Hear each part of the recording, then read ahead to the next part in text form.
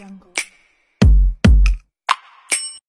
Hutan sebagai kekayaan alam yang penting untuk dilestarikan dan memiliki segudang manfaat.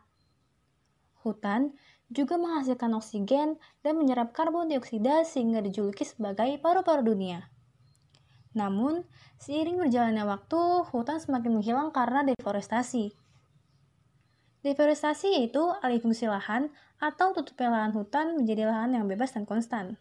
Apalagi hutan negeri kita ini semakin berkurang 72% karena sebagian besar dialihkan untuk perkebunan kelapa sawit tanpa melihat pengelolaan hutan lestari. Lalu, bagaimana laju deforestasi di Indonesia? Dalam dekade terakhir, Indonesia terdaftar sebagai negara dengan deforestasi terburuk.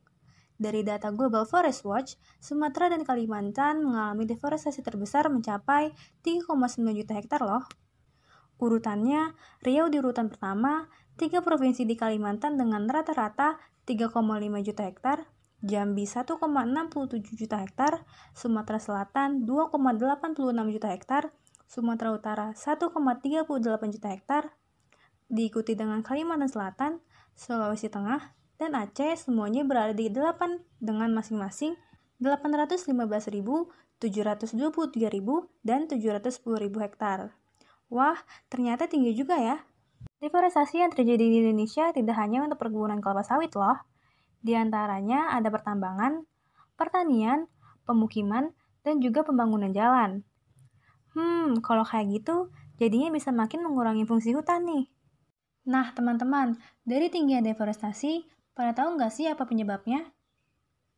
Oke, sekitar 380.000 hektar hutan ditebang setiap tahun untuk memenuhi permintaan global yang luar biasa akan produk kayu. Terhitung, sekitar 60% dari degradasi dan 25% hutan lainnya terdegradasi untuk kayu bakar dan arang. Selain itu, perubahan iklim juga menjadi penyebab utama deforestasi. Cuaca ekstrim dapat membuat kebakaran hutan yang bertanggung jawab sekitar 10% degradasi setiap tahunnya. Dan permintaan mineral yang terus meningkat membuat penambangan di hutan hujan tropis terus meningkat pula. Perubahan lahan tersebut juga akan berdampak juga loh pada terganggunya keadaan lingkungan. Di antaranya, terganggunya siklus air, pemanasan global, dan bencana alam.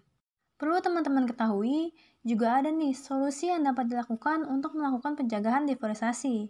Di antaranya, sistem tebang pilih, reboisasi dan penghijauan, pengawasan hutan, berpartisipasi pada organisasi nirlaba, dan penerapan model hutan wakaf.